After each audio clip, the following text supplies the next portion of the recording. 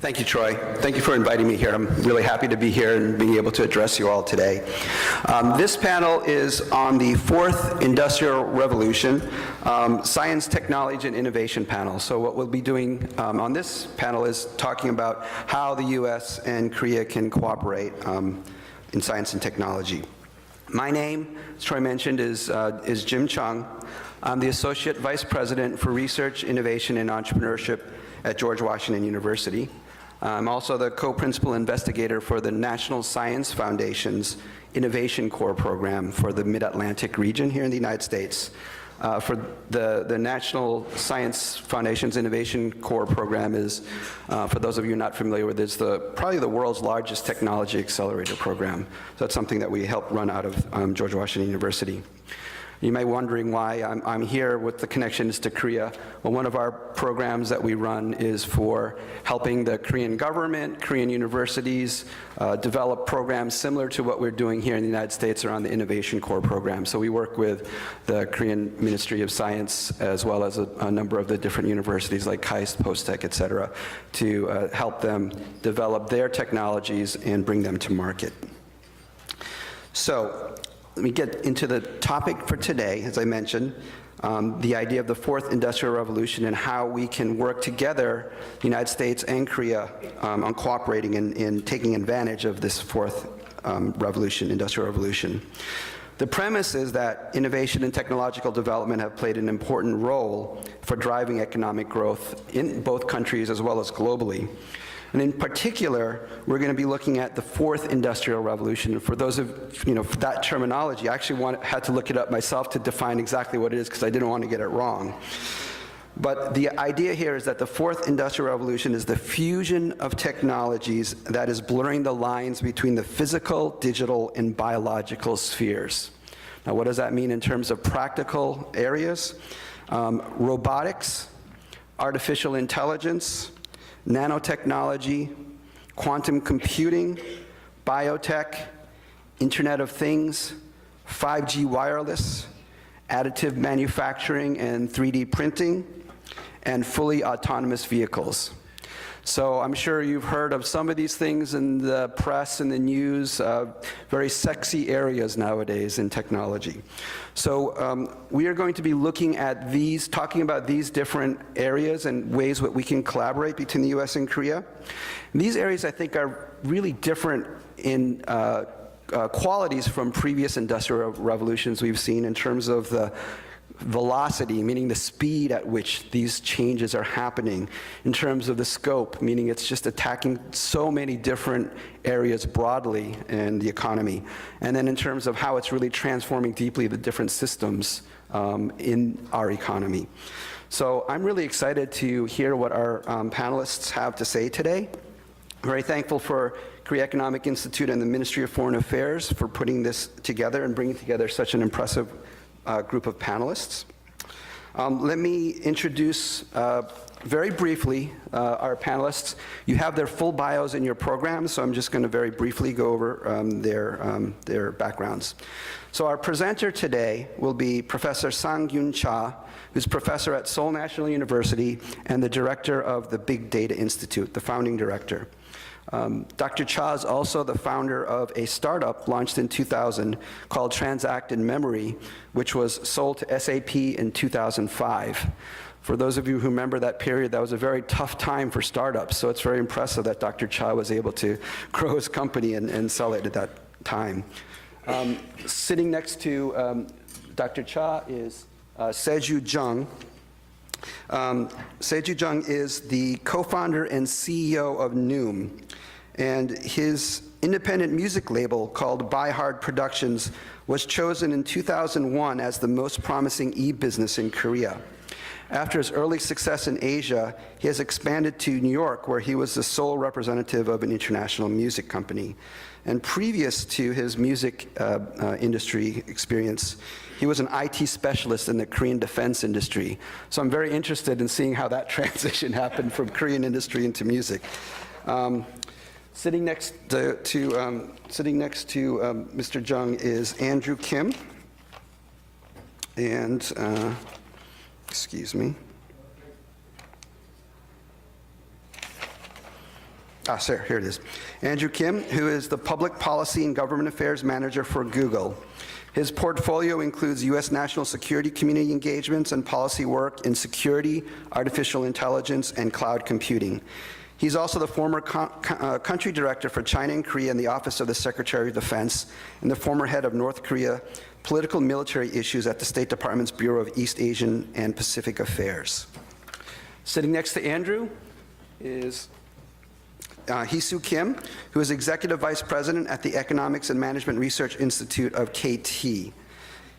He is also the author of 2 books that were published this year. I don't know how you were able to manage to do 2 books in 1 year, very impressive. The first book is called The Fourth Industrial Revolution, A Korean Way, and 10 ICT Trends That Will Transform Korea in 2018. And then last to join us, who just came in, is Tim Hwang, who is the CEO and co-founder of Fiscal Note. Fiscal Note is a government relationship management platform that uses artificial intelligence analytics and natural language processing to manage government risk and legal analytics. Fiscal Note is the largest privately held company in this space and one of the largest tech companies in Washington, D.C. I've known Tim for many years, and I have to say he's one of the most remarkable entrepreneurs that I've met. He's received numerous awards and recognition for his leadership and vision in this tech startup world, and I'm happy to see him here today at the panel. So that is our group of panelists today. The way that the panel will work is that Dr. Cha will start out with a presentation. He'll have 20 minutes. If he starts to go over, I'll give him a 1-minute warning so that he can start to wrap up. The discussants will each have 10 minutes, and again, I'll do the same thing to try to keep us on time. And we'll have a moderated discussion, very short discussion at the end, and then we'll open it up for Q&A. Okay? So, Dr. Cha, I invite you to give your presentation. Thank you very much. Thank you very much for a great introduction. It's really an honor for me to come to Washington, D.C. as I'm one of the geeks, probably the only geek here, but it's great to be here, and maybe this is my 3rd time to Washington, D.C. in my life. So, unlike you guys, but I'll give, I actually put the title, How to Fuel Close U.S. Korea Collaboration on Science, Technology, and Digital Innovation. I put the keyword digital, because this digital innovation is changing, not only, the computer technology, it is also changing all the science and technology and the industry. And I put the word pure because I don't want to talk on only the high-level things. I want to propose some few concrete things. And then it's up to policymakers who come up with a specific plan for actual collaboration. So, oops. Did you turn it on? I think, oh, okay, thank you very much. No, actually it was toned down. It was turned on? Yeah, so. But I don't know where I should aim. Point towards the back of the room. Back of the room. That way. Oh, okay. There it goes. Okay. Oops. Oh. So just brief introduction to what I did.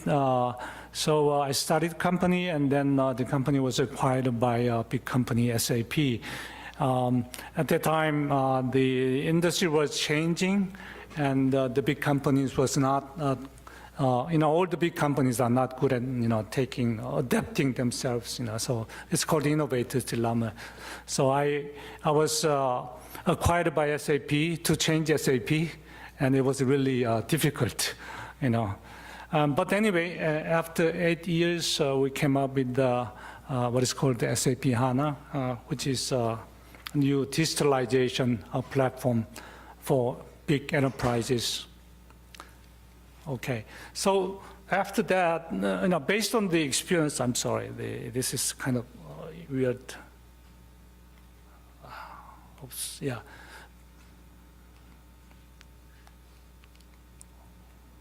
Okay, based on my experience, I like to say the digital innovation is if you govern big data and AI services with the creation of new business model, you can lead the industry.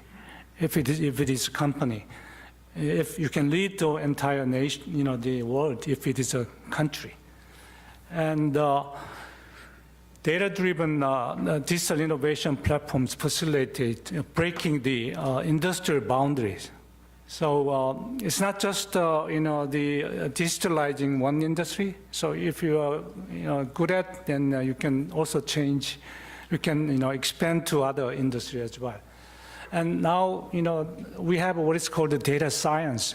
It's a new paradigm of doing scientific research, whether it's natural science or social science or medicine. So this is becoming a universal basis of all the science, academic discipline, and industry. So the education of data science is becoming very important. And there are not many institutions who are doing this well at this point. And also what I see is at this time of big change, I see more startups directly from the university. So because you don't want to waste your time, just passing your ideas to somebody else, and then start the company, that takes too long. So usually, the fundamental research is done by university professors. Then the professors start the company and do some, the product development 2 or 3 years. Then the big companies show up to acquire the company. So this is a new way of doing a technology transfer. And then big data is critical to national security. So nobody wants to put the sensitive national data outside the national boundary. So this is becoming a universal problem to countries other than U.S. and China at the moment. So this is the picture that demonstrates how the innovation platform operates. So you somehow collect the big data, and then you create a new AI service. And then this new AI technology called the deep learning automate the model generation for also model update for new AI service. And if you somehow form this virtuous cycle, then you win the game. And now and in the future, there's a new technology called the AI chips. So IoTs will be all equipped with this AI intelligence. So there are critical technologies like big data ingestion and analytics, and network and cloud infrastructure, machine learning, and chips for cloud, AI chips for cloud and IoT. So U.S.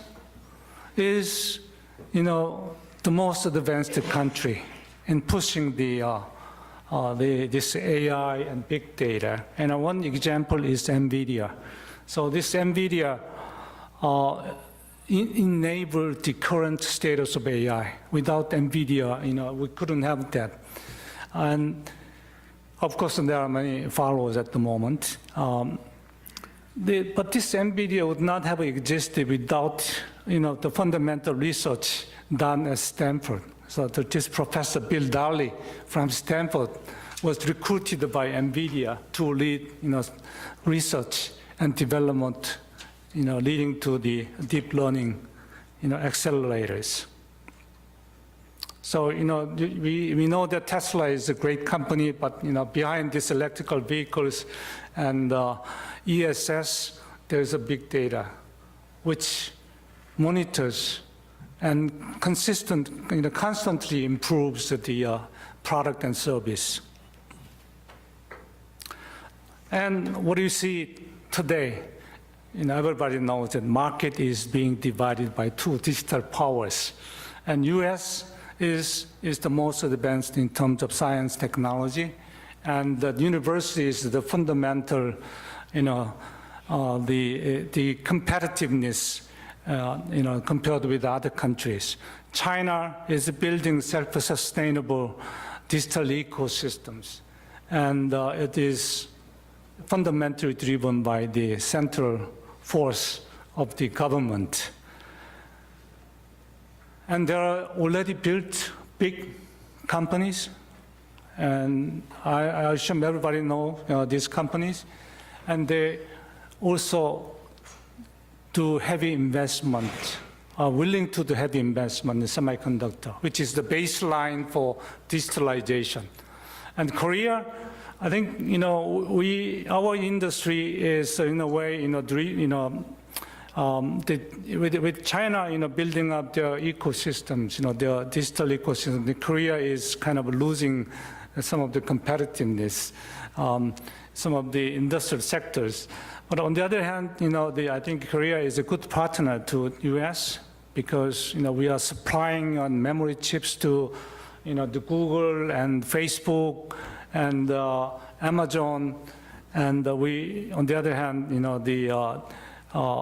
the Chinese are also currently depending on the Korean companies heavily, but they are building their own supply chain. So you probably knew this. I actually read this too, last 2 days. So, so this is really, serious digital race going on at the moment. I'd like to show some of the AI chip companies in China. China is really serious about building a semiconductor industry. And, China is behind in memory technology, but they are advanced in AI chips. And because this is a new area. So for example, the company called the Cambricon is came out of Chinese Academy of Science. 2 young, brother professors with the age of 33 and 36 built the company just for 2 years. And Chinese government put more than $200 million dollars, and the company's valuation is $2.5 billion at the moment. And there's also another, sometimes it's hard to draw the boundary, and another company called the DeFi. This is a kind of a joint US and China, and the company was sold to Xilinx, the US company. And so this is what is happening at the moment. They are actually trying to replace NVIDIA in their market. So, so let me see. So why now to invest for stronger U.S.-Korea collaboration? Because, in case of Korea, we have really, excellent top talent educated from U.S. who can work very closely, U.S., but on the other hand, they have a strong, the market force of China sitting right next to them. So I think to balance that, we need a stronger, investment now for stronger U.S.-Korea collaboration. As I said, Korea is an excellent alternative to China for U.S. digital platform industry to set up innovation centers in Asia. That's because we have many people educated here in U.S. Probably, I think, except China is probably the #1 Asian country with top talent educated, top technical talent educated in. Sorry, got this one.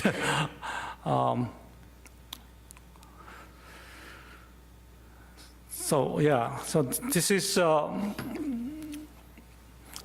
specific. There are 5 pillars for digital economy. First, technology. Second, talent. Third, capital. And fourth, government policy.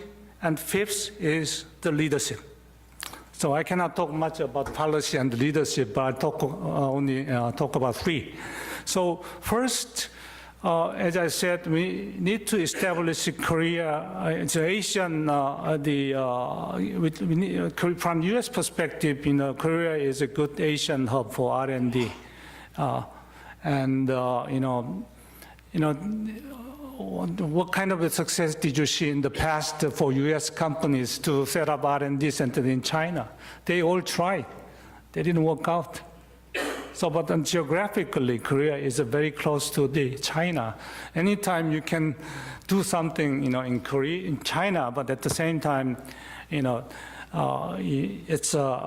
can also expand to the Asia, as in the other part, other part of Asia. And second, we can work together to build next generation of human capital. And as I said, data science is the basis to all academic discipline. But on the other hand, there's not that much experience yet built. So we have some experience. I think I also have connections to some of the leading U.S. institutions like Berkeley, Stanford, and those are the universities that just started, this kind of education. So we can work together to create a new,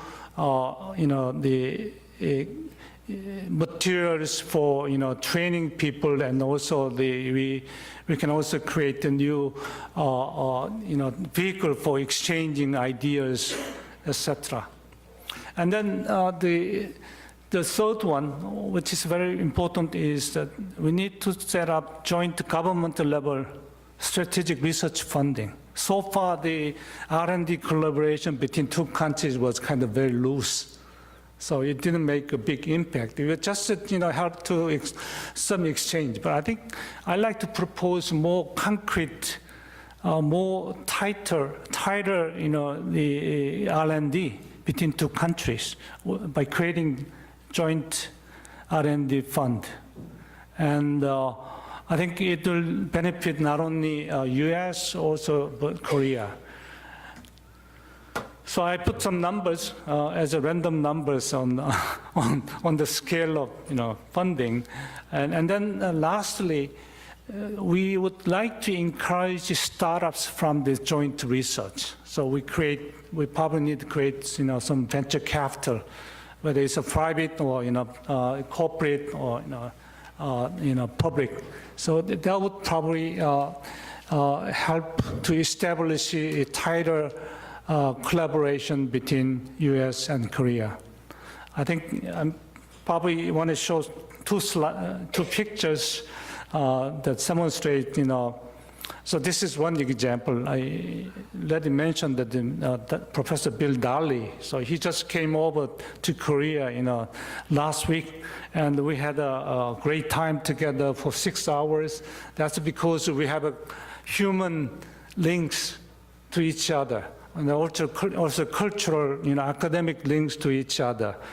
So, I think we can easily create some momentum for doing research together. And this is for example, on the left, we have experience of educating people. And in this case, we educated, humanities and liberal arts and social science with the big data and AI. After several months, they all become fluent in, the data science, data modeling and AI. And the same thing is happening. So actually, in our units, we are building new graduate school for this. And UC Berkeley, they also started this undergraduate data science division. So actually, I met the dean a couple of months ago. We agreed to work together, and now we need the funding, for this collaboration. So let me stop here, and if you have any questions, I'll be happy to answer later. Thank you. Thank you, Dr. Chung.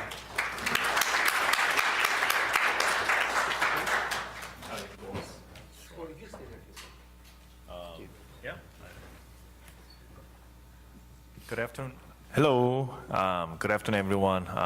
My name is Sergio Moore. I'm a co-founder, CEO at Chung. We are based in New York City. We do healthcare. We are the healthcare startup company. When I do you mind if I make some joke about this? Because when I was invited, I was like looking for like this for Korea and America, American Korea, and then Chinese ballroom. Like, why we are having a meeting at the Chinese ballroom? So I was going to ask, like, are you sure this is happening at Chinese ballroom? But this is a fantastic place, and thank you. Special thanks to Catherine and Sarah and Troy for having me. I'm Korean, by the way, and then I came America for doing a business, which is startup. I want to share my story that what we are doing, as Professor Chow just mentioned about we shall do more joint research, we are doing right now. So I want to brag about it. Second, if there's any policy maker here, because you guys are these people, I want to say something that what we can do something for public health. So allow me to talk about our company because I have to sell the service because we are startup, we are poor, right? Noom. Noom is a service for the best weight loss service. Best weight loss service for who want to manage the weight or diabetes or hypertension. You need to change your lifestyle. Use Noom. It works. We are the best. Now we have, thank you. I can give a promo code if you apply NOOM 2018, then you get a 25% discount. Thank you. Seriously. Email me, sergio@noom.com. I will give you more discount. So Noom service is about lifestyle changing, right? And then we apply psychology, how we can help people adopt a healthier lifestyle, about diet, fitness, learn about their lifestyle and get some mindfulness so they can modify their day-to-day lifestyle. Eventually they lose weight, lower their hypertension, the blood pressure issues like that. And we are now the most sold service in America. We're quite happy. We have now 1,000 employees, which I'm very, very proud of our company right now. 890 people are American out of 32 states. So I think I did a good job for America. I created a job and full-time. I provide healthcare, insurance service like that. We are a good company. The healthcare, the way I approach healthcare, because as a startup guy, we always approach with a problem-solving attitude. Where is the problem? Where is opportunity?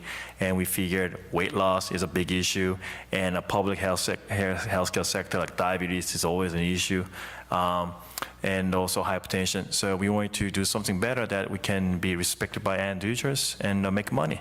And it was not easy. It's been 10 years of my journey. There was a lot of up and down. I was extremely poor and even go deeper, very, very poor, double poor.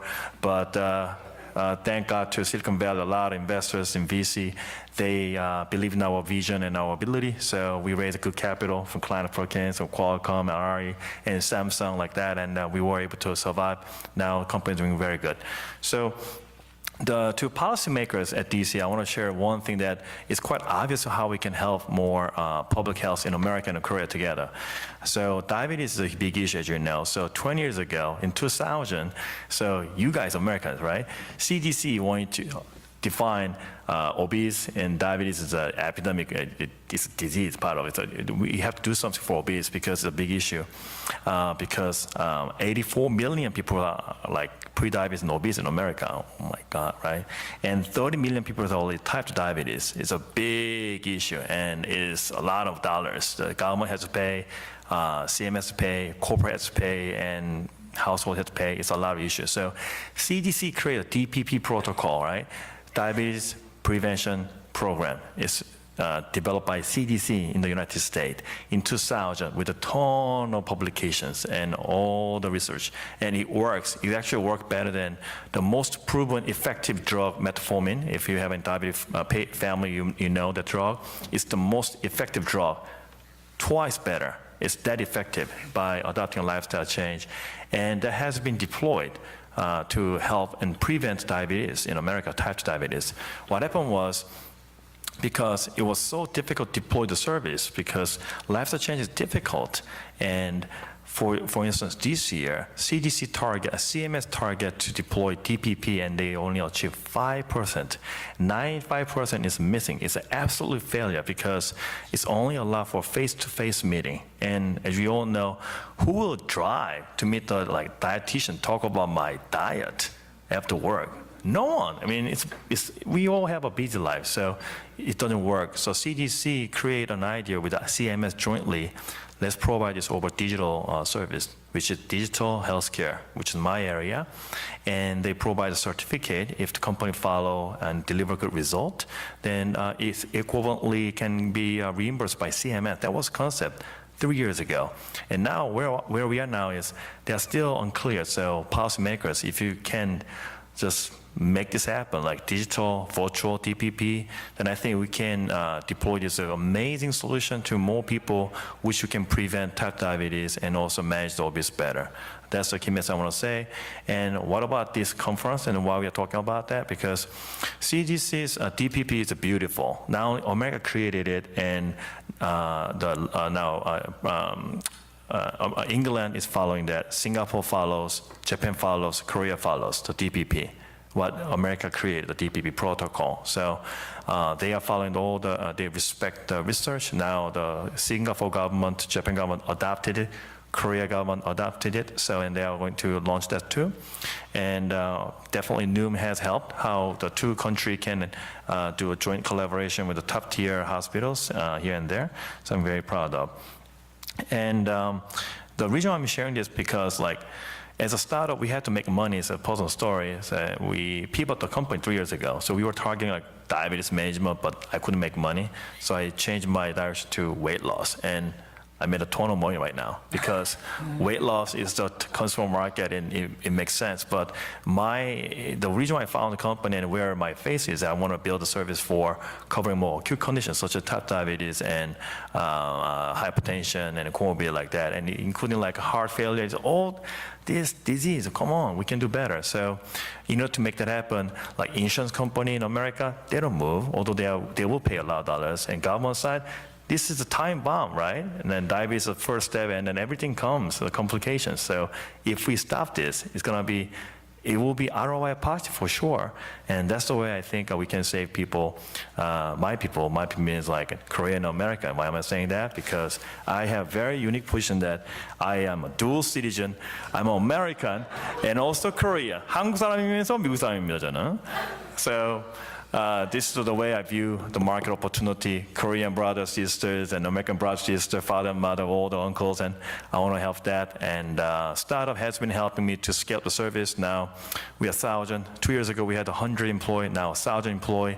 Next year we're expecting to hire another 1,000 employees over 32, probably more states in the United States. And we want to be continue to grow in the consumer sector and work with the insurance company, hopefully government. That way we can save the dollars, right, by providing public health, improve public health.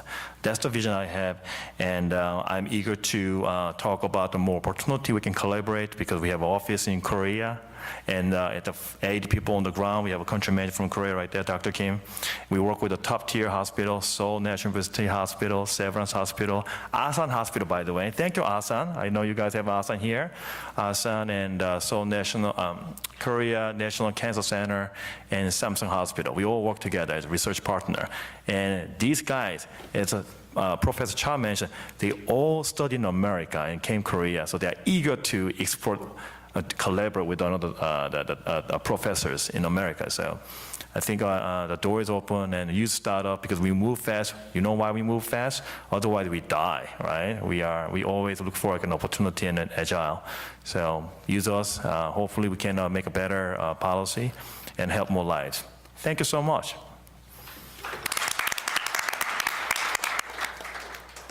Thank you. Andrew? Great.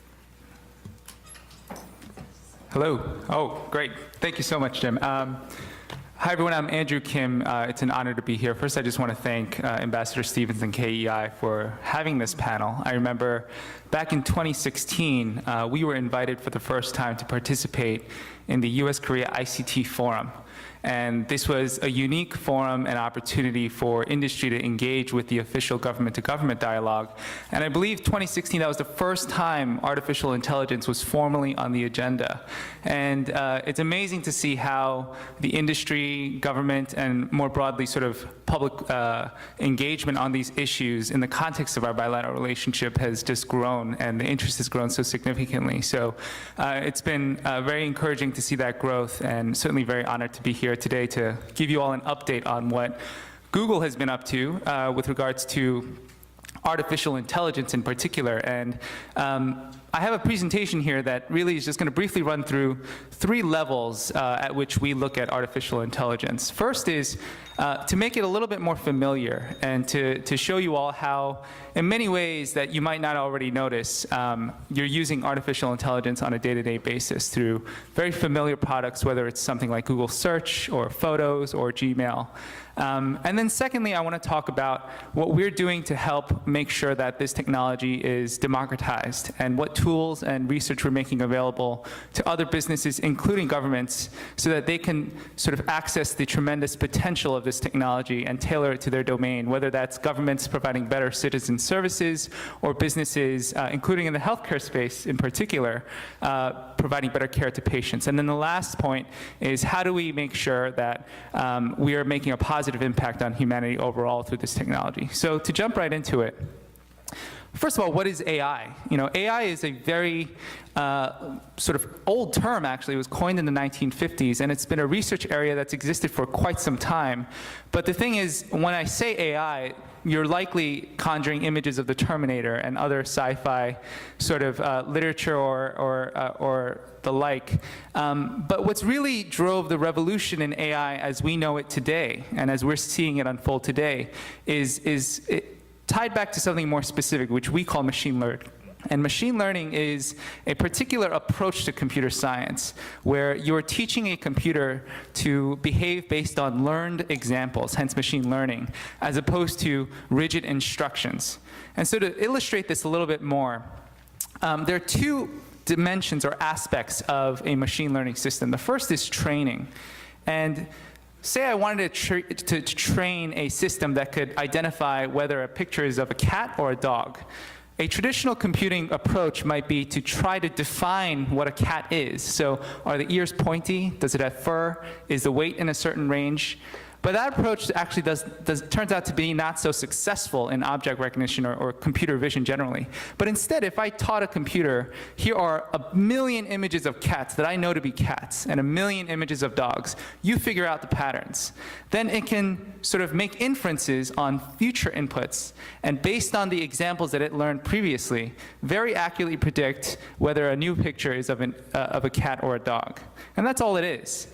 But it's profound, because as simple and sort of wacky as that example might be, computer vision is a profound sort of new functionality. And as early as, you know, as recently as 2011, the error rates for these things were very, very high, sort of the high 20s.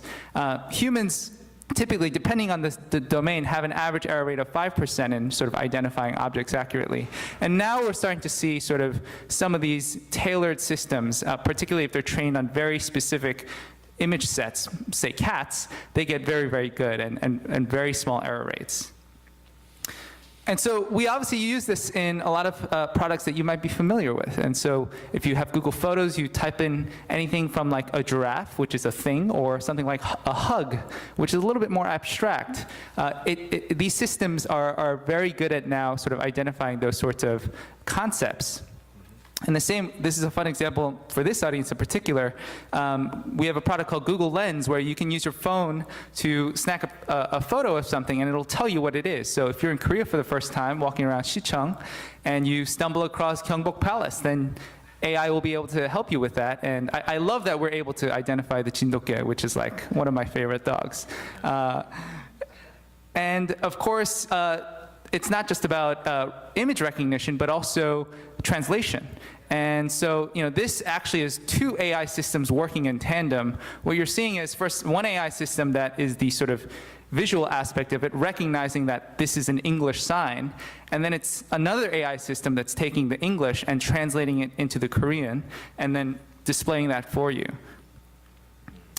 So how are we helping others innovate? Well, we are really investing in 3 primary areas for this. First is something called TensorFlow, which is all of the underlying software tools that we use at Google to develop our AI products. We have open sourced that and made that fully available for the broad public. And so if you're, a high school student who's dabbling in this stuff, or a large corporation who really wants to build a new business on this, you can use TensorFlow. And the second bucket here is the logo for what we call our cloud AI, which is some of the functionalities that you just saw in the prior slides, whether it's sort of language translation or object recognition, we have packaged those into APIs that are more easy to access. And so if you're not a machine learning expert or a data scientist, but just know how to code a little bit, you can take the translation API or the vision API and stitch those together to use ways that are useful for you and your business.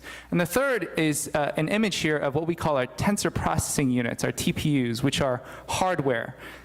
This approach to computing takes a lot of computational power, and part of why it's sort of boomed recently is because of the sort of commodification of computing, and because computing has gotten a lot cheaper. And so what we see here with TPUs is sort of the next evolution of that, where you have specialized hardware that's really, really good at precisely the kinds of computational jobs that you need to build AI systems.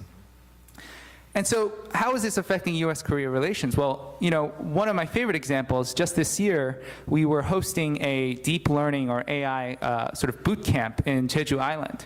And there were 2 young female developers who happened to find each other and sort of find a mutual passion for addressing some issues around Parkinson's disease. The average Korean who has Parkinson's disease doesn't see a doctor for 9 months. And so there's this sort of lag between the disease starting to affect you and your ability to get a diagnosis. What they built using TensorFlow and some of these open source AI technologies is build a device called VoiceDoc, where just speaking into it, they have trained a model that can tell how far your Parkinson's has progressed by measuring the steadiness of your voice.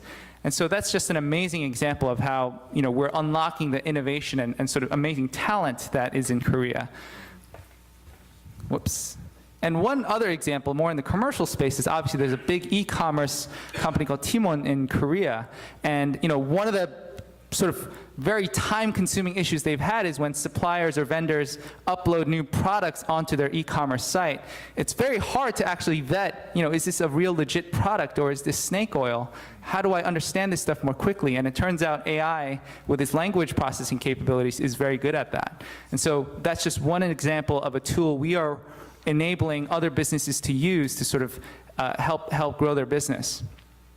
And lastly, how are we solving sort of the global challenges we face? This is a chart of publications in medical journals and the number of citations or references to machine learning. And so you can see from 2013 to last year, there was a 20-fold increase, a sort of explosion in interest in the machine learning applications in health.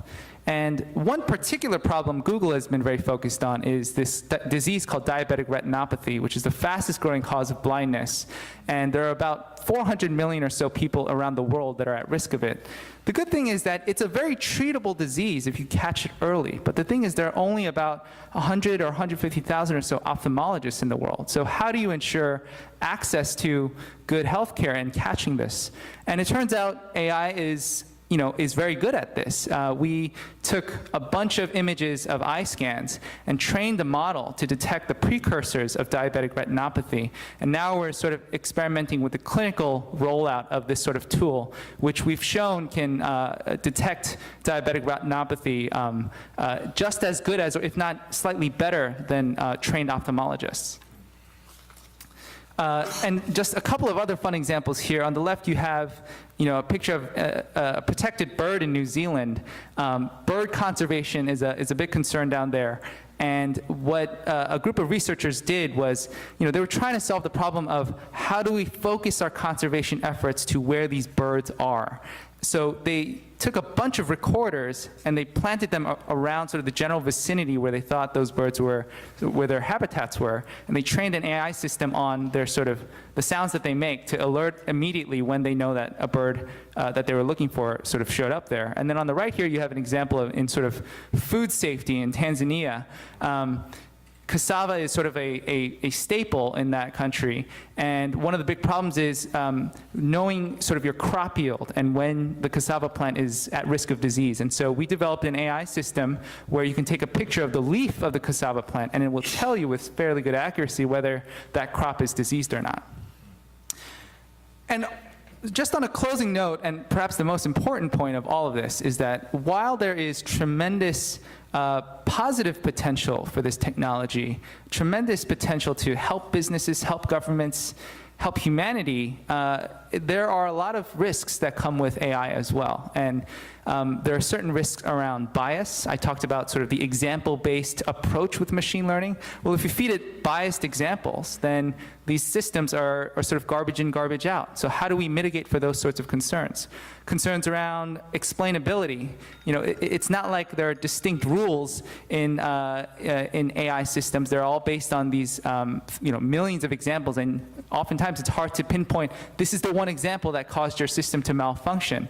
So there's a lot of active research in these areas, and for Google, we believe deeply in this approach that we call responsible innovation, where we're ensuring that in addition to investing in sort of the technical capabilities, we are also providing equal, if not more, focus on the social impacts and some of the policy concerns that come from these technologies. So what you see listed here are our Google AI principles, which we put out earlier this year, sort of state our vision for how we want to commit to a responsible innovation approach.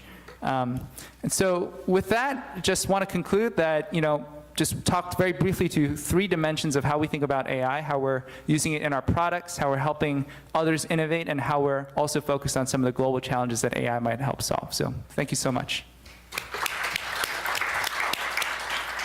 Thank you, Andrew.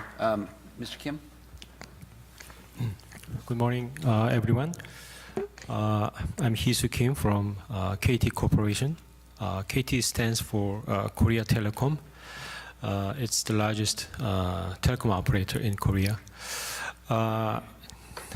Other panelists talked about technology stuff. I'd like to focus my talk on how to increase cooperation between the U.S. and South Korea in this age of the fourth industrial revolution. Looking back, there has been a close cooperation between the U.S. and South Korea in the ICT industries. The most successful example would be Korea's strategic partnership in mid-90s with Qualcomm, then a small venture firm, in commercializing the CDMA technology for the 2G mobile communication systems for the first time in the world as an alternative to Europe's TDMA-based standard. This proved to be a well-designed public-private partnership between Korean government and Korean private firms and the US firm, enabling Korea to leapfrog into a world-class powerhouse in the handset manufacturing, and also making Qualcomm gain ground for dominating the global wireless chips business. Another example is a market-based and probably unintended collaboration between Samsung and Google Android in the race to rein in the smartphone ecosystem. 10 years back, Samsung, like any other handset makers, including Nokia, was struggling to survive facing the disruptive iPhone. Finally, toppling Nokia, Samsung turned into the global #1 manufacturer, while Google has been able to outperform Apple in the platform competition. In this way, on the global ICT value chain, Korea has played a leading role in the hardware portion, like consumer devices, displays, and memory chips, whereas the US companies dominate the software, which is currently eating the world, as Mark Andreessen aptly pointed out a few years ago in the Wall Street Journal. I think this pattern of division of labor between Korea and the U.S. will not change considerably in the near future, but is currently facing big challenges as we enter into the fourth industrial revolution. Obviously, China has already caught up with Korea in smartphone manufacturing and suddenly emerged as a digital superpower, competing head-to-head with or even surpassing the US in the artificial intelligence, e-commerce, fintech, smart cities, and many other new hot fields. In order to cope with the common competitive threat, Korea and the US need to cooperate more closely with a more strategic mindset. First, we need to share the big data collected in such emerging fields as smart factories, autonomous vehicles, smart health, to name a few. A key defining feature of the fourth industrial revolution that sets it apart from the previous revolutions is that the recent innovation is driven by huge data gathered through hyper-connected things and people. The more data we share, the more opportunities can we create. Each country has its own locality-based data complementing each other. For example, geography, climate, health conditions vary greatly across the US and Korea, thus generating more value when shared. Second, data privacy regulation of both countries needs to be harmonized together into a global standard following the lead of the GDPR by the European Union. Korea's privacy regulation is notoriously stringent in that the law is enforced in ex ante ways, prohibiting mostly beneficial innovation if there is a little bit of harm. In contrast, the US privacy regulation turns out to be too lax, as we saw in the recent cases of data breaches and the EU's harsh penalties for US companies.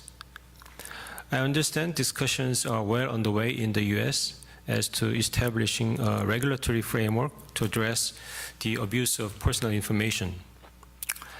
The Korean government and lawmakers are also working on a new legislation similar to GDPR, keeping a balance between privacy protection and data usage. Sharing experiences from different global approaches, different legal approaches of both countries will be mutually beneficial in bringing about the realization of the opportunities from the new ICT age without sacrificing citizen rights. Thirdly, Korea-US collaboration could be very fruitful in the 5G mobile that will start to be commercially launched early next year across the globe. Both Korea and the US are currently at the forefront of the 5G in terms of investment and service readiness. 5G mobile networks connecting all people and all things is supposed to be the first mobile network that can be seriously used for productive activities across all industrial sectors. This is why 5G is widely believed to underpin the fourth industrial revolution, and this point is adding to the security concerns of the US and other Western nations about Chinese rise to a 5G leader. I think that the tension between the two blocks, if the tension will continue, Samsung will be an accidental winner. Actually, because although Samsung is number one manufacturer in handsets, it is lagging behind other equipment makers like Nokia and Ericsson in terms of other equipments other than handsets. So Samsung will rise to a league equal to those two competitors. Let me talk about the area of cooperation in the 5G area. The first is standardization. 3GPP has been working on 5G standardization within the framework of radio spectrum and network functionalities. However, since 5G network is valuable only when it is integrated into vertical industries such as automobiles, healthcare, manufacturing, and the like, there are many things to be further standardized in each vertical industry as it adopts 5G networks into existing production processes, and 5G service providers customize their networks to the specific needs of different industries. Korea and the U.S. can work together for development of 5G-oriented industry standards. In particular, the Korean market and even the whole country of Korea can be a test ground for developing industrial applications, because Korean mobile operators, including KT, will complete nationwide service coverage of 5G by the end of the next year, which is the earliest in the world. Every part of Korea, including subways, basements in buildings, and even mountaintops, is covered by high-speed wireless networks. All kinds of experimentation for network-based solutions is best done in Korea. Another area of cooperation for 5G is to develop cutting-edge government services using 5G networks. A hallmark of the 5G networks is their ultra-low latency in data transmission, enabling near-perfect real-time communication and remote control of the things that are located far away. Disaster relief services of the government organizations will be greatly enhanced through deployment of 5G networks. In the morning session, several social problems facing Korea as well as the U.S. were mentioned as issues to be addressed together. I think the current state-of-the-art technologies, including 5G, will be able to contribute to resolving those issues. Artificial intelligence, for example, could develop more customized education solutions to address the problem of reskilling and upskilling the human resources which are left behind from the too fast innovation. Finally, I'd like to mention some the possibility of cooperation between the Korea and U.S. in terms of finding hidden gems in Korea. There are many promising venture firms in Korea, but they are not found by venture capitalists in Silicon Valley.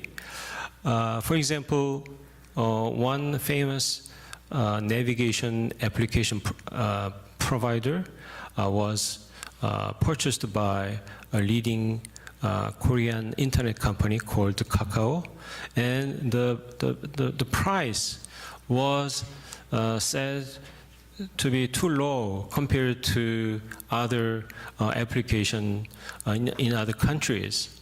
If they said if that company had been exposed to in the U.S., in the Silicon Valley, it would have earned much more capital.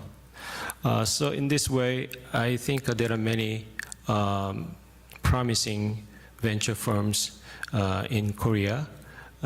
So if the two countries cooperate together to find those venture firms, I think that they will be able to play in the U.S. And I think that those new venture firms from Korea that will play in the U.S. will add some dynamism to the U.S. economy. I understand that the U.S. economy suffers from less and less dynamism because of the less and less venture firms are created in the U.S. So I think Korean venture firms will be able to contribute to the increased dynamism in the U.S. economy. Thank you. Tim? All right. So I guess I'm the last person to speak. I think the thing that I can add to this conversation is just the perspective of, I guess, a pretty hard-nosed capitalist, and talking a little about the sort of private capital markets with respect to a lot of the technologies we had discussed here today. So for, I'll sort of go in two examples. First, in terms of talking about what our firm does, and then in terms of talking about sort of the broader capital markets, particularly the equity capital markets. So our company, as was introduced, we are the largest private company here in the United States, focusing on legal automation, legal analytics. We build a software tool that aggregates every law, every regulation, every court case, every government document coming out of every government on the planet. And we're using that as a platform to essentially automate a large portion of the legal industry, and everything from general commercial litigation to regulatory analysis to legal research and everything in between. From our perspective, the primary benefit of artificial intelligence isn't in a lot of the sort of cool visualizations or whatnot. It's really in the function of automation. And to be brutally honest, what automation results in is pretty substantial cost reduction in the P&Ls of most businesses. And so what we've been doing here at our firm is actually embarking on a pretty aggressive M&A strategy to acquire traditional businesses, roll them onto our technology platforms, and then automate a large portion of the businesses using a lot of the capabilities that we have in-house, whether that's a law firm or a traditional data and information services company or a news organization. Recently, we acquired a pretty substantial news organization here in Washington called Congressional Quarterly and Roll Call, basically automating a large portion of their editorial and news operations and providing a lot more kind of coverage in a wide variety of areas around Washington and around the world. And so one of the things that we've been doing is really leading the way in terms of this alignment between capital markets and then the automation capabilities that machine learning brings. We think that there's actually almost an unlimited level of opportunity when it comes to that approach. A lot of the technologies that we're here talked about today, from sensors to the sort of capabilities that Google is bringing in terms of democratizing access to artificial intelligence and machine learning, are effectively enabling entrepreneurs and startup companies to go out and build application-based companies fairly rapidly. And so while it used to be that the economic value of artificial intelligence used to be captured in technology platforms or in hardware companies, as those companies have rapidly commoditized, the level of economic value has essentially truncated, and the level of opportunity has shifted essentially in terms of building application and service-based companies on top of those platforms. And so from a commercial and capital perspective, if you're a new entrepreneur or a new startup company and looking to build opportunity, a lot of your fastest pathway to commercialization is in building and extending the capabilities of the existing technology platforms, whether that's in medicine or in law or in sales and trading or investment banking or whatever the case is.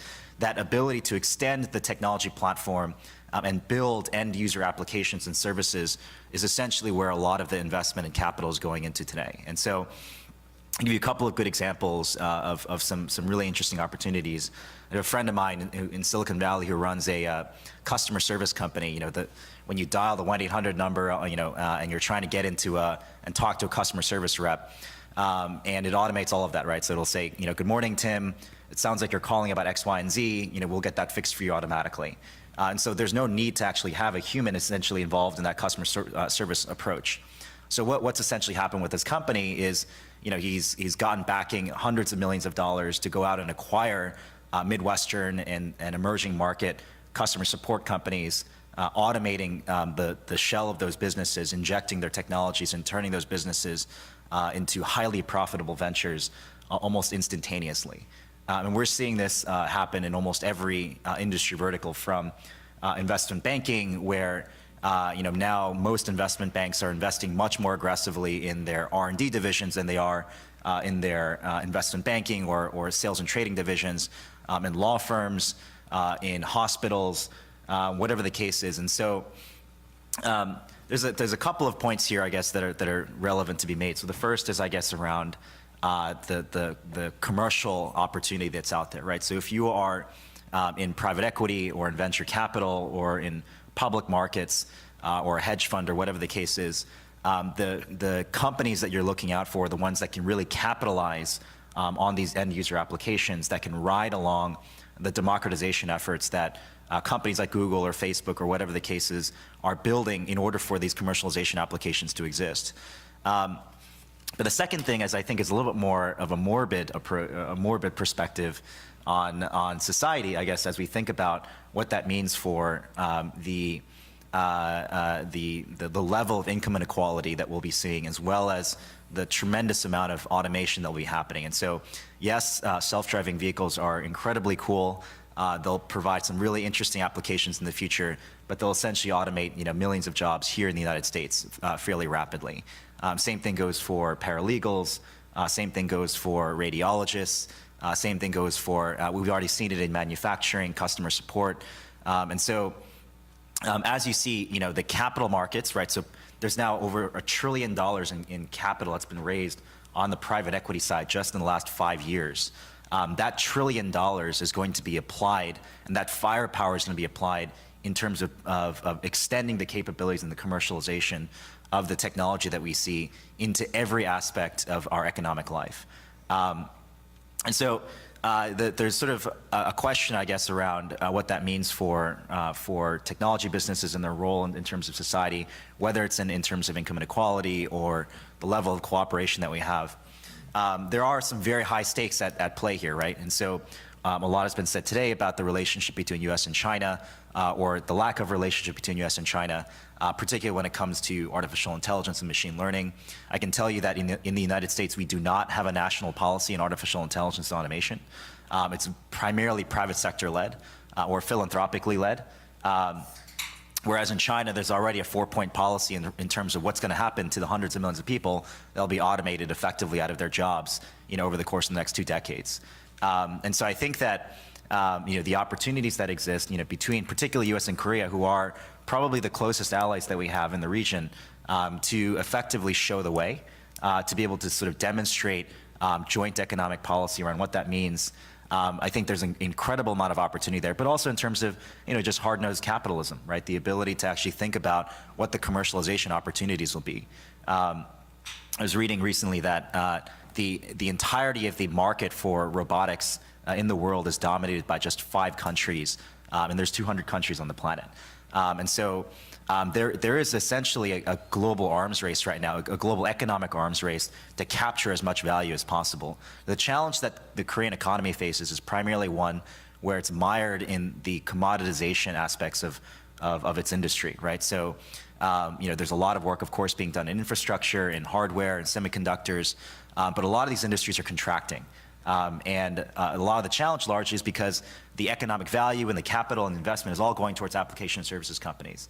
And so the ironic thing is that Americans have incredibly high levels of investment around services and applications. And so the ability to actually bring those two things together and find opportunities for joint collaboration, I think, is paramount, particularly as Korea tries to pivot themselves into higher value application and service-based companies, because that's where the future of a lot of the economic development will be. And to be honest, I've said this very publicly before, but unless there's a serious level of urgency in the Korean economy, there will be continued contraction and continued level of decline with respect to the technological level of innovation that's there. So lots of opportunity, lots of perils, of course, in place, but I think that there are some really bright spots of collaboration here in the future. Great. Thank you, Tim. Can you hear me? Okay, now it's on. All right. So thank you very much, panelists. That was a very insightful and interesting discussion on the private sector interest around this 4th industrial revolution and U.S. Korea cooperation. So from this perspective, what I've heard is, I think, three different themes that I think were touched on here. One is that there is a long history of fruitful collaboration between the United States and Korea around science, technology, and innovation, everything from Qualcomm. I actually have, from my own experience, one of the startups that I helped launch here in the United States was a partnership between our startup here and in Korea, both of them becoming extremely successful in the diabetes space. So a lot of the similar stuff I heard on this panel. But so, excuse me. We're actually ahead of time, believe it or not. So the idea that there's been a long history of collaboration, but that with the fourth industrial revolution, we have a qualitative change in terms of the potential benefits, the quality of the actual technology itself that's being developed. I think produces, I think someone said, unprecedented opportunities here. So that being sort of the fruit out there, I also heard some themes there about different challenges that poses. One may be the barriers for what gets in the way of further innovation and further cooperation between the U.S. and Korea in this area, and also about some of the consequences of artificial intelligence, putting people out of work potentially, or other areas. So I think if you could address the issue of, because I think you're all private industry people. I think in the audience we have a lot of public policy people, economists, who might be interested in understanding what you think some of the challenges are that you face when you're looking at the policy environments or other structural barriers that might get in the way of collaboration between U.S. and Korea in the different areas that you work in. Is there any advice or insights that you can provide to the audience around how we can improve that, and then also how we can mitigate some of the risks that might be inherent in your areas? You want to address that?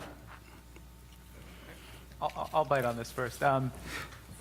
Just going back to Tim's sort of concluding points about some of the perils that we face with artificial intelligence, obviously there's a very robust debate unfolding on the future of work and how automation is going to affect our economies. And, respectable economists will have different projections on this. Obviously, there was a famous Oxford study that pegged it as high as 50% of jobs are going to be gone within a decade, and some economists have sort of the opposite view and think that it's less a matter of sort of substituting human labor versus augmenting it and complementing it. And, I think the jury's still out on how exactly this will unfold, but I think the important reminder is that a lot of it is sort of up to us as a society. And I think one thing that I read recently, which I thought was an interesting comparison, was thinking back to earlier waves of technological revolution in the United States, sort of the grand migration of farmers to factory workers. And obviously, there were a lot of pain points in that transition, but there were a lot of things that government did to innovate in terms of its response to that sort of technological change. You saw for the first time the notion of workers' rights come up. You saw child labor laws and unionization, and new government agencies stood up to manage that transition. So I would say, we need not take a fatalistic view of this, and I think we should remind ourselves of the ability of society to respond, because ultimately these are human problems and not sort of technology problems. And then the second point I'd like to make is, particularly for advanced economies like the US and Korea, and especially Korea, one of the biggest economic challenges you hear economists talk about is the plateauing of productivity, given the aging society, right, and the demographics of these societies. And I think in that perspective, artificial intelligence provides a tremendous opportunity and a tremendous sort of path forward to ensure continued economic growth and vibrancy. So no, I'm not saying I have any of the answers here, but just a couple of considerations I'd like to throw out, because this is a very, very large debate we're only at the beginning of. I just want to jump in on that. So I totally agree with Andrew on everything he said. I think, I guess what it just comes down to is there's always a tension, when it comes to public policy. There's essentially a winner and a loser, right? And so when we think about what that means for technology policy in particular, then there's going to be a natural tension between economic development. It's a rapid fire economic development, and the social safety nets that we have here today, and if they're adequate enough to be able to accommodate the mass level of automation that we will end up seeing. And so, at least from the private sector perspective or from a capital perspective, there's an unprecedented level of capital out there. As I said, over $1 trillion in private equity capital and capital that's been raised or earmarked for the venture capital industry. And that firepower in terms of the sheer amount of R&D development, the sheer amount of commercialization, the sheer amount of M&A activity, you're talking about $1 trillion worth of capital to be deployed here over the course of the next decade or so into fundamentally shifting the nature of our economy.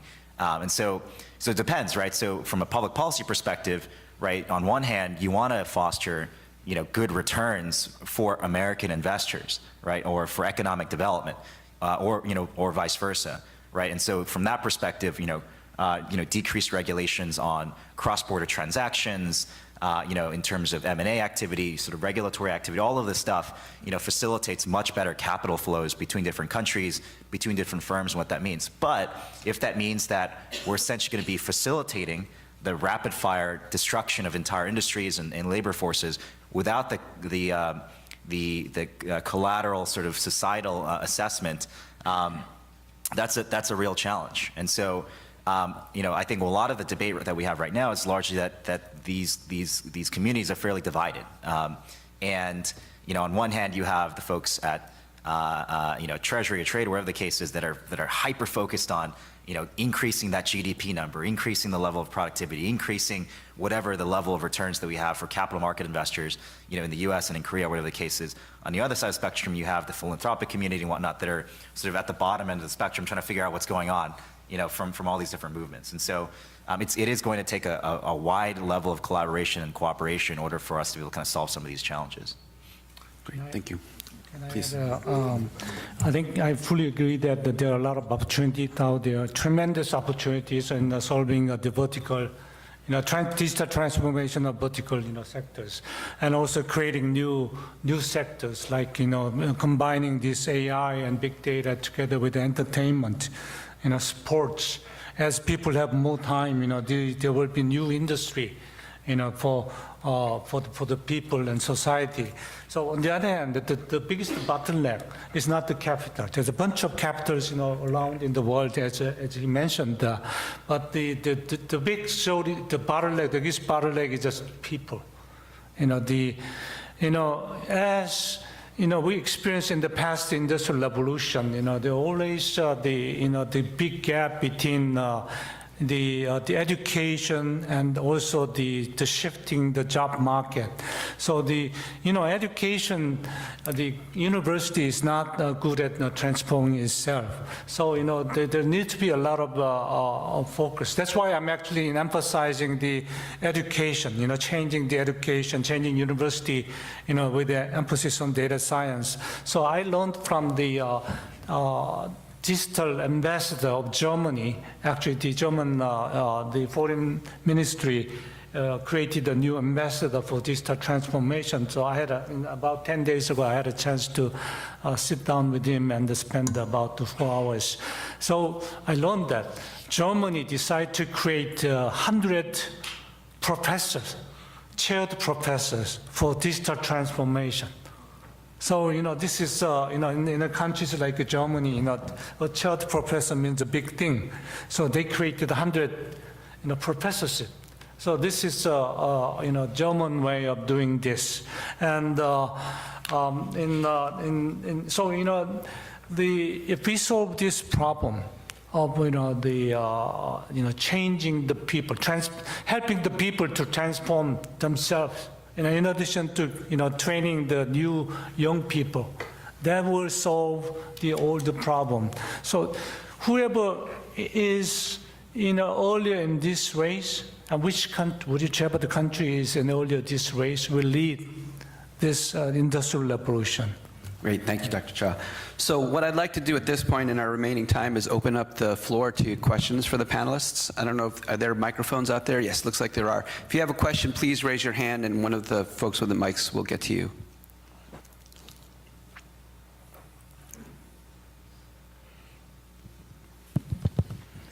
Thank you for taking your time today, coming out here. It's really, really interesting. I have two questions. First of all, before that, my name is Jason. I work at the Department of Commerce. My question is towards Tim Huang.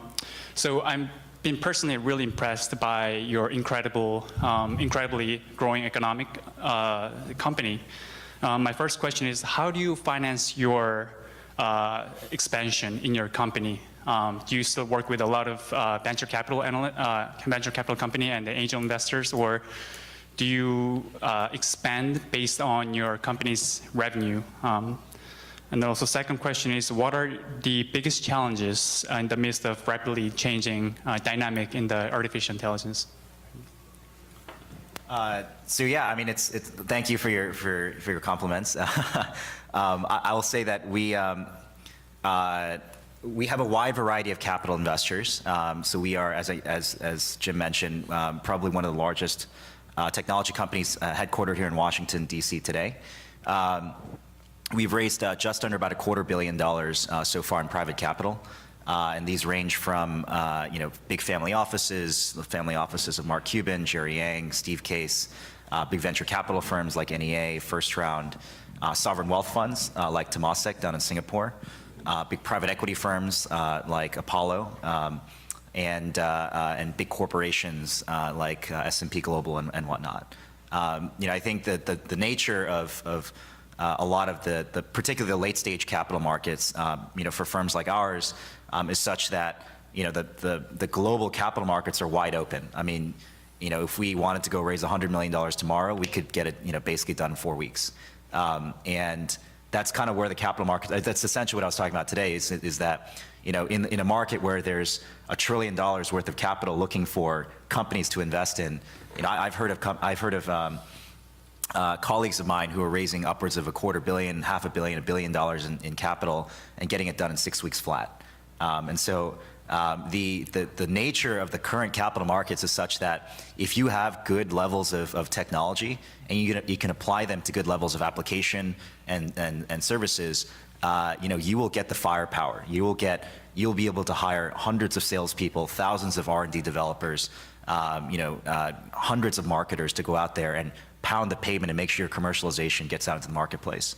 And so, like any other firm, our biggest challenge is people. And it's not capital, it's not particularly anything complicated, it's just finding really, really good people for us to continue to growing the enterprise, as was previously mentioned. Now, like I said before, I think one of the big things that we're seeing in our marketplace as somebody who is consolidating our industry and pushing a ton of automation into our little corner of the economy, is that the sky's the limit essentially, right? If we wanted to go and raise $1 billion to go automate 16 different firms, we could go do it, and there'd be plenty of enough capital to make it happen. But I think that A, we're being very conscious about the people that we hire into our firm and how we scale up, and B, I think our management team thinks very carefully about the societal implications of what we're actually doing, right? In our industry, Blackstone just took private a very, very big firm, one of our competitors, Thomson Reuters. And what do they do? Within 4 weeks, they slash 4,000 jobs. And so that's just a very, very small example of what's going on, at least in our sort of corner of the economy. And it's, I think it's something that we think very, very carefully about in the future. Thanks, Tim. We'll probably have time for 2 more questions if we have some quick answers. So microphone is where? There you go. Hi, my name is Grace Kong. I'm a human rights lawyer, and I found this panel amazing, and I particularly appreciated Andrew Kim's raising some of the risks of AI, including violations of international law and norms. I'm just wondering, can those standards be built into your technology to sort of flag and prevent users from violating those international norms? Thank you so much for the question. It's a really big and important one, and I think the answer is it sort of is yes, but it's complicated. To give you one concrete example, there's this myth out there this pretty pernicious myth that AI and computation and computer science, it has this air of objectivity. It's just math. So by definition, it's going to give you some clinically correct answer. But the reality is that this technology is built by humans. The data it's trained on is collected by humans. And the results can be, like humanity, flawed and biased. And so there's a lot of research that needs to go into the best practices and sort of technical, sort of incorporating into the product development cycle checks to make sure that the data is appropriately vetted, that the people building these systems are representative of the populations that they're going to be used on. So I think this is a huge sort of top priority that the AI research community generally is very, very focused on, and there's a lot of work to do. I think another aspect of this is not so much the intrinsic features of an AI system, but sort of the external applications, where you're using this stuff, right? If I'm using AI to block spam in my email inbox versus using an AI system in a criminal justice setting or in a military setting or in another setting where the stakes are really life and death, then there needs to be some sort of common understanding or norm set to determine what are the different levels of scrutiny that we need to apply in some of these higher stakes scenarios where you bump into sort of human rights concerns. So I think it's really important that we have fora like this where governments can get engaged and start putting this on the agenda. And I think we're just at the very beginning, sort of nascent stage of this technology, but those concerns are very pressing and something we need to continue prioritizing in all sort of level of discussion. Thank you, Andrew. Do we have time for one more question, Troy? All right, one more question, please. Anyone? Okay, well, I think that's the end of the panel. Right on time. I did my job today, so thank you. Thanks to the panel.